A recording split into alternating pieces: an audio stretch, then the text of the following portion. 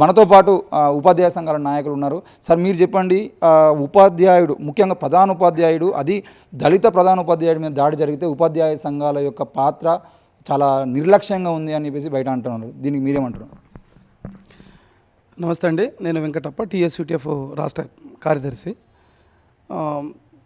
రాముల్ sir పైన జరిగిన ఈ దాడిని ఉపాధ్యాయ సంఘాలుగా మేము బలహీనపరచలేదు, లేకపోతే పట్టించుకోవడం లేదు అనేది కరెక్ట్ కాదు. ఎందుకనంటే 23 తారీఖు నాడు ఆ ఇన్సిడెంట్ జరిగినంబడే మా జిల్లా అధ్యక్షుడు గోపాల్ నాయక్ గారు అక్కడికి వెళ్ళి హెడ్ మాస్టర్ సార్కు మద్దతు తెలిపి వారిని తీసుకెళ్ళి పోలీస్ స్టేషన్లో కేసు పెట్టడం జరిగింది.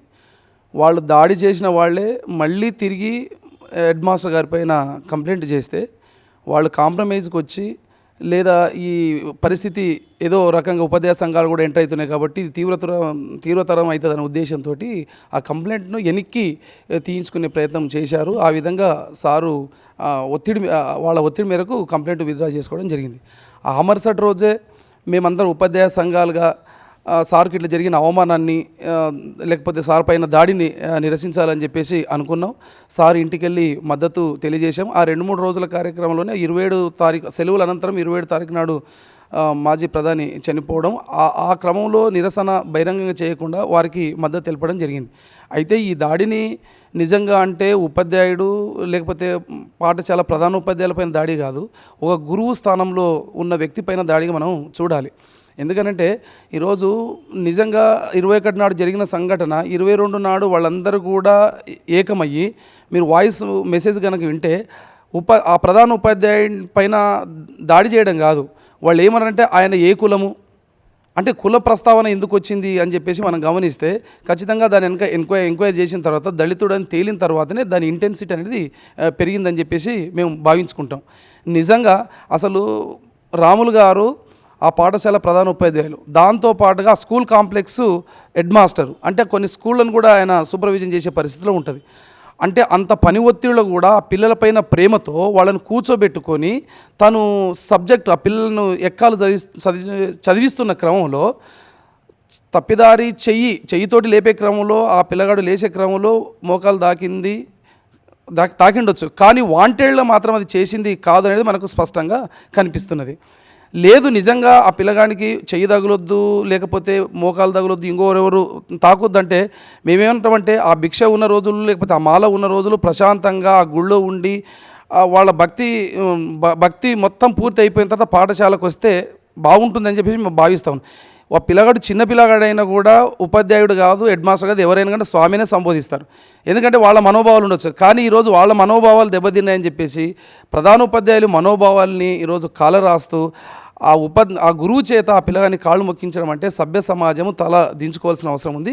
ఉపాధ్యాయులుగా మేము రౌండ్ టేబుల్ సమావేశం చేశాము, అదేవిధంగా చలో తుక్కుగూడ కార్యక్రమం చేశాము. ఈరోజు కలెక్టర్ గారికి ఉపాధ్యాయ సంఘాలన్నీ కలిసి కలెక్టర్ గారిని కలిసి రిప్రజెంటేషన్ చేస్తూ ఉన్నాం. నిన్న SC/ST కమిషన్కు అన్ని ఉపాధ్యాయ సంఘాలకు పోయి వినతి పత్రం ఇచ్చి ఆ నిందితులను వెంటనే అరెస్ట్ చేయాలని చెప్పేసి కూడా డిమాండ్ చేయడం జరిగింది.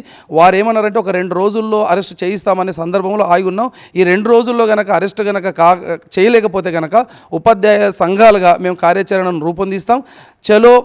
చలో తుక్కుగూడ కార్యక్రమం లేకపోతే అధికారుల దగ్గరికి పోయే కార్యక్రమం ఖచ్చితంగా చేస్తాము. రాములు గారి ఆత్మగౌరవమే కాదు, ఉపాధ్యాయుల ఆత్మగౌరవాన్ని కూడా కాపాడుకునే పని మేము చేస్తాం. నిజంగా వారు కనుక తప్పు చేసినని వాళ్ళు భావిస్తే కనుక స్వాములంటే ప్రశాంతతగా ఉండాలి. సరే, ఆ ప్రశాంతత ఉందా లేదా కనీసం చట్టం పైన గౌరవంగా ఉంటే కనుక వారిపైన జరిగిన సంఘటన పైన సమగ్రమైన విచారణ చేసి వారిపైన చర్యలు తీసుకోవాలని చెప్పేసి వారి పై అధికారికి కంప్లైంట్ చేయొచ్చు, లేదా పోలీస్ స్టేషన్లో కేసు నమోదు చేయొచ్చు. అవి రెండింటిని చట్టాన్ని పక్కకు తోసేసి వాళ్ళే చట్టాన్ని చేతిలోకి తీసుకొని వారిపైన భౌతికంగా దాడి చేయడం అనేది అసలు కొట్టడం ఏంటి, ఒక గురువుని కొట్టడం ఏంది అసలు ఎక్కడుంది? వాళ్ళే అంటారు కదా గురుదేవోభవ అని చెప్పేసి. మరి ఒక గురువు స్థానం ఒక వాళ్ళు అనుకున్న దైవం స్థానంలో ఉన్న గురువుని కొట్టడం అనేది ఇది దుర్మార్గమైన చర్య. TSUTFగా దీన్ని తీవ్రంగా ఖండిస్తున్నాం. భవిష్యత్ కార్యాచరణను ఖచ్చితంగా ప్రకటిస్తాం. వారికి న్యాయం జరిగే వరకు ఉపాధ్యాయ సంఘాలుగా మేము వారికి అండగా అండగా ఉంటామని చెప్పేసి తెలియజేస్తున్నాం. ఈ సందర్భంగా అధికారులు కూడా ఒక మేము డిమాండ్ ఏంటంటే ఇప్పటికైనా సమగ్రమైన విచారణ జరపాలి, విద్యాశాఖ పరంగా జరపాలి, అదేవిధంగా ప్రభుత్వ పరంగా జరపాలి. పోలీసులు కూడా ఆ యొక్క వీడియోను ఆధారంగా చేసుకొని వాళ్ళని గుర్తించి వెంటనే వాళ్ళని అరెస్ట్ చేయాలని చెప్పేసి మేము తెలియజేస్తున్నాం. చివరగా ఏంటంటే పాఠశాలలు ఈరోజు నిరాదరణకు గురవుతున్నాయి. ఆ పాఠశాలకు ఎవరే వస్తున్నారు, నిజంగా అక్కడ ఒక సెక్యూరిటీ ఉండి ఆ పాఠశాలకు ఒక రక్షణ ఉంటే ఆ లోపలికి వచ్చేటప్పుడు వాళ్ళని ఆపే క్రమంలో ఉంటుండే. మీకు ఇంకొక విషయం ఏంటంటే ఆ లోపలికి వచ్చిన తర్వాత స్వాములు పిల్లలందరూ కూడా క్లాసులలో ఉన్నారు.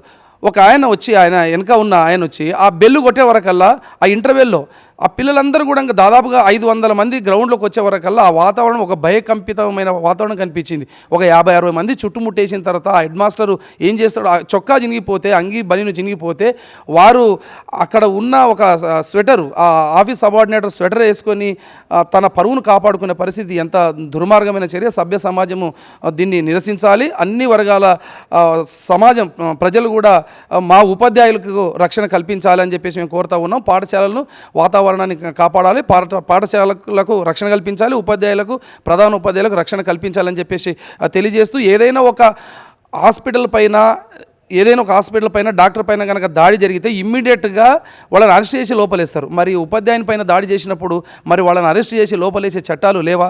లేకపోతే ఇమ్మీడియట్గా అటువంటి చట్టాలు తీసుకురావాలని చెప్పేసి మేము టీఎస్యూటీఎఫ్గా డిమాండ్ చేస్తాం. అంటే ఇప్పటివరకు 15 రోజులు గడుస్తున్నా ఒక్కరిని కూడా పోలీసులు అరెస్ట్ చేయకపోవడము, అరెస్టు ఏమైంది అని అడిగితే వాళ్ళు బయటికి వెళ్ళారు, శబరికి వెళ్ళారు అని చెప్పేసి సాకులు చెప్తా ఉన్నటువంటి పరిస్థితులు చూస్తూ ఉంటే ఇది పోలీసులు కావాలని చేస్తున్న నిర్లక్ష్యంగా అర్థం చేసుకోవచ్చా, లేదంటే వాళ్ళు కూడా వాళ్ళకి మద్దతు ఇస్తున్నారు అనుకోవచ్చా? మేమేమనుకుంటున్నామంటే నిజంగా ఆ వీడియోలో గుర్తించి పోలీసులు వాళ్ళని గుర్తించి అరెస్టు చేయాలి. అంటే పోలీసులు అరెస్టు చేయకపోవడం వెనకాల ఏదో ఒక శక్తి ఉందని చెప్పేసి మేమైతే భావిస్తున్నాం. అది మతమా, లేకపోతే అధికారమా, లేకపోతే ఎవరైనా ప్రతినిధులా ఉన్నారని చెప్పేసి మేమైతే భావిస్తున్నాం.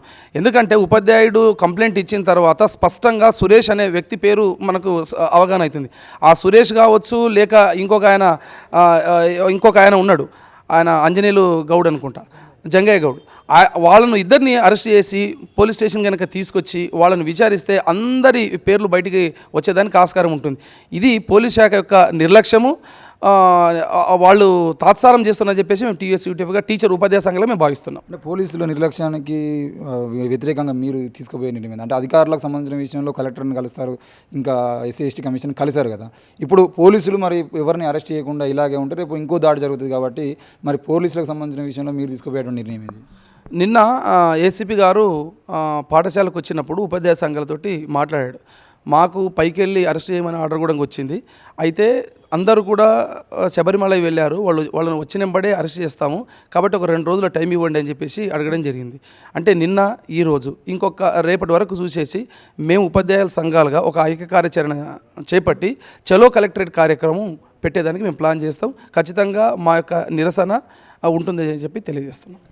Thank you. మొత్తానికి అయితే ఉపాధ్యాయ సంఘాలతో పాటు మిగతా ప్రజా సంఘాలు కూడా ఈరోజు తుక్కుగూడకు వెళ్ళాలని, లేదంటే కలెక్టర్ ఆఫీస్ ముట్టడికి, లేదంటే అవసరమైతే ఇందిరా పార్కులో ధర్నా కార్యక్రమానికైనా మేము ప్రయత్నం చేస్తామని చెప్పేసి అయితే చెప్తున్నారు. ఏది ఏమైనా 15 రోజులుగా పూర్తిగా నిర్లక్ష్యం వహిస్తున్నటువంటి పోలీసు యంత్రాంగం ఈరోజు అయ్యప్ప స్వాములు శబరిమలకు వెళ్ళారని చెప్పేసి చెప్తున్నారు. మరి నిజంగా దాడి జరిగినటువంటి విషయంలో దాడిలో కేవలం అయ్యప్ప స్వాములు లేరు, ఇంకా చాలామంది ఉన్నారు. మరి వారి అయ్యప్ప స్వామి మాలలో లేని వాళ్ళని అరెస్ట్ చేయడానికి ఎందుకు వెనక్కిపోతున్నారు అనే విషయాన్ని కూడా పోలీసులు సమాధానం చెప్పాల్సింది. కేవలం దళితుడు అనే కోణంలో దాడి జరిగిందని తెలియజేస్తూ ఉన్నా ఎస్సీ ఎస్టీ కమిషన్ వాళ్ళు అక్కడికి వెళ్ళి అరెస్ట్ చేయాలని చెప్పేసి చెప్పినా కూడా ఇప్పటివరకు ఎస్సీ ఎస్టీ కమిషన్ చైర్మన్ చెప్పినప్పటికీ కూడా 24 గంటలు దాటినా ఇప్పటివరకు ఒకరిని అరెస్ట్ చేయకపోవడం, మరి కేవలం ఇది అయ్యప్ప స్వాముల మీదుగా పంపించడానికి ప్రయత్నం చేస్తున్నారా, ఇక్కడ దళితుడు అనే కోణాన్ని పూర్తిగా పక్కన పెట్టేసడానికి ప్రయత్నం చేస్తున్నారు అనేది వేచి చూడాల్సినటువంటి అవసరం.